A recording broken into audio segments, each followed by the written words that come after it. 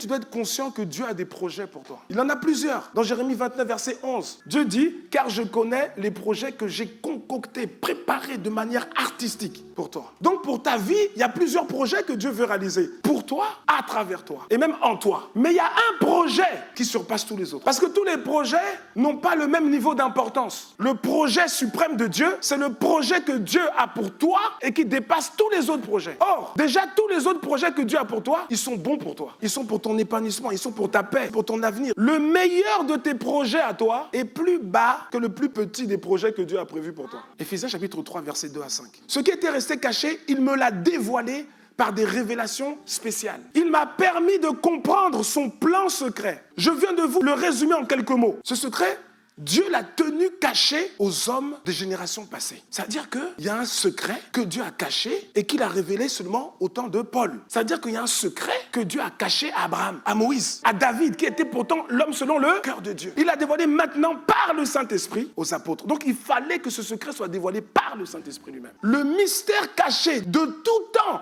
et de toute génération, mais révélé maintenant à ses saints. Il y a un secret que même Abraham ne connaissait pas, Moïse ne connaissait pas, David n'a pas connu, mais Dieu nous le révèle. C'est quoi ce secret? C'est Christ en nous, l'espérance de la gloire. Christ en toi, l'espérance de la gloire. C'est ça le projet suprême de Dieu pour ta vie. Christ est en toi et il te donne l'assurance que tu vas prendre part à la gloire de Dieu. Quelqu'un se dit, ok, et donc, ça change quoi dans ma vie? Prendre part à la gloire de Dieu. Ce pourquoi un tiers des anges a été évincé. Ce pourquoi le diable a été dégagé du ciel. Lui, il voulait prendre part à la gloire de Dieu, tu sais pas ça? Il n'a pas toujours été le diable, Satan. Avant, c'était un ange. C'était un des anges les plus responsabilisés au ciel. C'est lui qui avait la responsabilité de toute la louange au ciel. Et il était magnifique, un des plus beaux, peut-être même le plus beau. Mais à un moment donné, il a voulu la gloire de Dieu. L'orgueil est monté en lui et Dieu l'a dégagé du ciel. Il voulait s'asseoir sur le trône de Dieu, mais sauf qu'il l'aura jamais. Et il y a quelqu'un qui est né quelque part, en Gangalingolo, ou je ne sais pas dans quel village. Tu es né pécheur, tu as commis toutes sortes de choses bizarres dans ta vie, mais ces choses-là sont passées parce que Jésus est venu dans ta vie. Toi sur qui on avait mis une croix, toi là, Dieu dit que ce secret, c'est Christ en toi. L'assurance que tu vas prendre part à la gloire de Dieu. Je ne sais pas si tu réalises, ça dépasse tout ce que tu peux imaginer. C'est plus grand, plus vaste, plus puissant que tous les problèmes que tu peux avoir là, ici-bas sur la terre. Lorsqu'on parle de Christ, de quoi parle-t-on en fait? Pas juste dire Christ, Jésus-Christ, je suis en Christ, frère en Christ, sœur en Christ. Mais frère en Christ, sœur en Christ, tu sais c'est quoi Christ? Il faut que tu comprennes 4 choses aujourd'hui par rapport à Christ. La première, c'est que Christ est le secret que Dieu a caché depuis le commencement. Même aux dominations, même aux autorités dans les lieux célestes, même les anges, ce secret leur était caché. La deuxième chose que tu dois comprendre, c'est que Christ n'est pas juste un nom comme ça. Christ est la description utilisée pour décrire Dieu lorsqu'il cesse d'être invisible pour devenir visible à travers un homme ou une femme. Colossiens chapitre 1, verset 15. Paul explique ceci, il dit, le Fils est l'image du Dieu invisible. On n'a pas dit Jésus est l'image du Dieu invisible, c'est pas ça. Mais on sait que le Fils, quand on lit Jean 3, 16, on sait que c'est Jésus. Le Fils est l'image du Dieu invisible. Est-ce que quelqu'un est en train de comprendre? Parce que dans l'esprit, il n'y a pas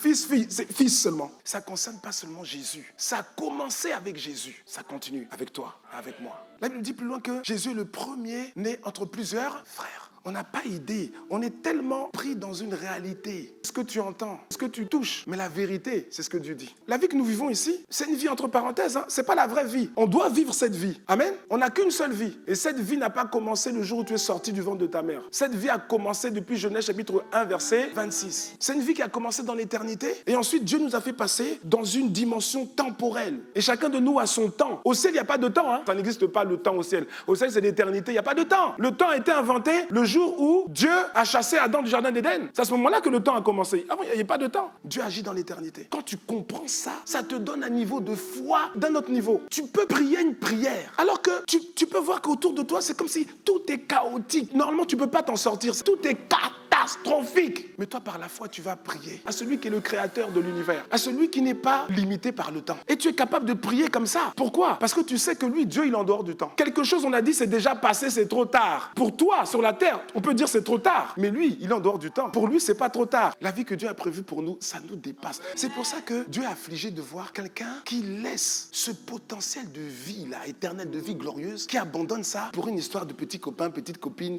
ou bien de mensonges, tu vois, de détournement, ressentiment, de, je sais pas, de toutes sortes de choses bizarres, pour de l'amertume, pour de la jalousie. Alors qu'il y a quelque chose d'extraordinaire que tu peux déjà commencer à vivre dès maintenant. Christ est une description qui apparaît dans la Bible uniquement lorsque Dieu est incarné. Lorsqu'un humain est né de Dieu. C'est ça que ça veut dire. Lorsque dans ce récipient naturel, le résident, c'est Dieu, le Saint-Esprit. Et depuis le jour où tu as fait la prière du salut, le grand Dieu créateur, à travers son esprit, est venu en toi. Donc, c'est pour ça que les gens ne comprennent pas. Oui, j'avais une vie tranquille. Et quand j'ai fait la prière du salut, c'est comme si, voilà, je commence à avoir des problèmes. Mais parce que tu deviens un danger pour le royaume des ténèbres. Avant, tu n'étais que Huguette, mais aujourd'hui, depuis la prière du salut, tu es Huguette Christ. Donc ça fait trembler les démons parce qu'ils savent ce que Christ est capable de faire. Troisième chose que tu dois comprendre, Christ est la race humaine inaugurée par Jésus et qui héberge le Dieu Tout-Puissant, celui qui a créé les cieux et la terre. C'est une race humaine. Quand on dit les races, là, les gens, les blancs, les noirs, tout ça, c'est pas des races, hein. C'est un mensonge. Il y a une seule race, c'est la race des êtres humains. C'est juste la couleur de peau qui change. On parle de race spirituelle. Et il n'y en a que deux. Il y a les adamiques et puis il y a les Christ. Les Christ, c'est la race que Jésus a inaugurée. Le Dieu Tout-Puissant qui a créé les cieux et la terre. L'esprit qui se mouvait, où il y avait un tohu-bohu, c'était une catastrophe totale sur la terre. Et Dieu a dit que la lumière soit la lumière fut. L'esprit qui a été à l'œuvre pour restaurer la terre, pour créer les choses. Cet esprit, le glorieux Saint-Esprit, il est en toi. Tu sais, il y a des choses quand tu comprends, mais tu ne peux pas paniquer. Jésus a dit, à quoi sert-il un homme de gagner le monde entier ? C'est-à-dire d'être l'homme le plus riche du monde, même de tous les temps. À quoi sert-il un homme d'être l'homme le plus riche du monde si à la fin il perd son âme? Il y a des choses qui sont établies. Quand je comprends ça, il peut y avoir un problème, il peut y avoir une situation. Est-ce que ce problème-là, c'est l'annonce que j'ai perdu mon salut? Non, c'est un problème. C'est-à-dire que la chose plus précieuse que toutes les richesses du monde, je l'ai. Alors tout devient relatif. Jésus est venu faire de nous des habitations de Dieu en esprit, des temples, des résidences, des palais. Ma sœur, tu es un palais. C'est pas moi qui le dis, tu es un palais, c'est la Bible qui le dit. Tu es un temple, tu es une maison, tu es une résidence de Dieu en esprit. Quatrième chose, Christ est le type d'être humain avec lequel Dieu avait prévu de remplir la terre. Multipliez-vous, remplissez la terre, assujettissez-la et dominez. Quand Dieu dit « faisons l'homme à notre image », en fait, c'est l'homme Christ qu'il avait en tête. C'est pas l'homme Adam. Adam était le premier type d'être humain. C'était pas le véritable. Mais c'est la Bible qui le dit. Romains chapitre 5, verset 14. Adam était la figure de celui qui devait venir. Adam préfigurait celui qui devait venir, à savoir le Christ. Dieu a créé deux types d'êtres humains. Il y a les Adam et il y a les Christ. Et ils ont des différences. La première différence, c'est que Adam est contrôlé par son âme, par ses émotions. Tandis que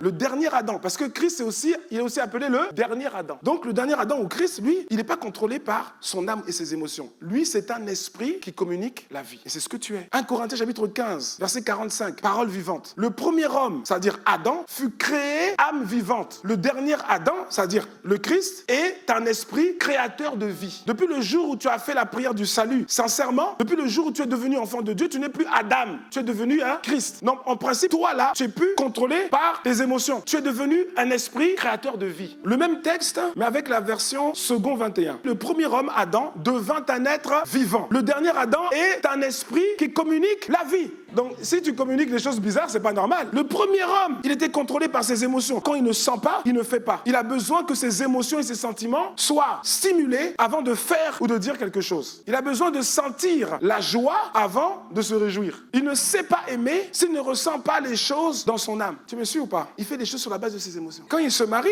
l'homme Adam ou la femme Adam, quand elle se marie, même à l'église, celui qui a le comportement de Adam, là, il est né de nouveau, mais il a le comportement de Adam. Donc la sœur Adam ou le frère Adam, quand ils se marient et ils vont faire des déclarations sur la base de leurs émotions. Je promets de t'aimer jusqu'à ce que la mort nous sépare ou jusqu'au retour du Seigneur Jésus-Christ. Il dit ça, il y a des témoins. On a des vidéos, des preuves à l'appui. Et après quelques temps, le même là qui avait parlé devant témoin, la même qui avait parlé devant témoin, elle va commencer à dire non, je pense que non, je vais divorcer. Oui, parce que je sens j'ai plus de sentiments pour toi. Et donc elle va commencer à faire les démarches et tout ça, divorce, nanana, avocat, tout ça, nanana. Et puis après elle revient, bon finalement, tu sais ce que tu m'as dit la dernière fois, ça m'a touché. Finalement j'ai dit à l'avocat, c'est plus la peine. Non, je crois que je t'aime encore. Voilà des Adam. D'accord, le Christ lui décide d'aimer. Si Dieu devait nous aimer sur la base des sentiments, mais ça fait longtemps qu'on serait rejeté. Quand une fois il t'a parlé, tu l'écoutes même pas. Il a décidé de t'aimer comme tu es. Imagine Jésus qui dit à Dieu le Père, non, le frère là ça fait 3 fois qu'il n'est pas venu à l'église. La sœur ça fait 3 fois, donc je pense qu'elle m'aime plus. Bon, allez, heureusement que c'est pas comme ça. Le dernier Adam, Christ lui, il n'a pas besoin de sentir ou de vibrer. Quand il ne ressent pas la joie, il va créer la joie en rendant grâce à Dieu. Et ensuite, la joie va venir dans son cœur. C'est comme ça que ça fonctionne. Il n'a pas besoin qu'on crée une atmosphère qui berce ses émotions, ses sentiments avant de faire quelque chose. Il n'a pas besoin d'avoir tout un contexte pour faire une offrande. Il n'a pas besoin de sentir quelque chose avant de pardonner. Il décide de pardonner et après il se sent mieux parce que Dieu peut agir dans son cœur. Il décide d'aimer et l'amour vient dans son cœur. La femme mariée, Christ, elle n'a pas besoin que son mari soit parfait pour le respecter. Et le mari, il n'a pas besoin que sa femme le respecte pour l'aimer. Ça ne veut pas dire qu'elle ne doit pas le respecter, mais lui, il n'attend pas ça pour déclencher l'amour. Il n'a pas besoin d'avoir envie de prier pour prier. Parce que même s'il n'a pas envie de prier, il sait qu'il doit prier. Il n'a pas besoin d'avoir envie d'aller à l'église pour aller à l'église. Parce qu'il sait qu'il doit rendre son culte à celui qu'il a aimé, à celui qui est le créateur de sa vie, à celui qui lui a donné la vie.